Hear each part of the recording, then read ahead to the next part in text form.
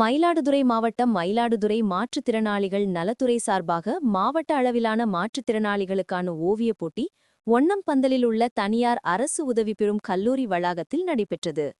இப்போட்டியில் செவித்திறன் குறைபாடுடையோர், இயக்கத்திறன் குறைபாடுடையோர், அறிவுசார் குறைபாடுடையோர், புறயோக சிந்தனையற்றோர், மூளை முடக்குவதால் பாதிக்கப்பட்டவர்கள், பார்வை குறைபாடுடையவர்கள் ஆகிய மாற்றுத்திறனாளி மாணவ மாணவிகள் திரளானோர் கலந்து கொண்டனர். 10 வயதுக்குட்பட்டோர், 17 வயதுக்குட்பட்டோர், 18 வயதுக்கு மேற்பட்டோர் என 3 பிரிவுகளில் இப்போட்டிகள் நடைபெற்றது. 2 கைகளையும் இழந்த கல்லூரி மாணவி காலால் ஓவியம் வரைந்த அசத்தியது அனைவரையும் கவர்ந்தது. போட்டியில் வெற்றி பெற்ற மாணவ மாணவிகளுக்கு பரிசுகளும் பாராட்டு சான்றிதழ்களும் வழங்கப்பட்டது. இந்நிகழ்வில் மாவட்ட மாற்றுத்திறனாளிகள் நல அலுவலர், ஆசிரியர்கள், சிறப்பு ஆசிரியர்கள் உள்ளிட்டோர் கலந்து கொண்டனர்.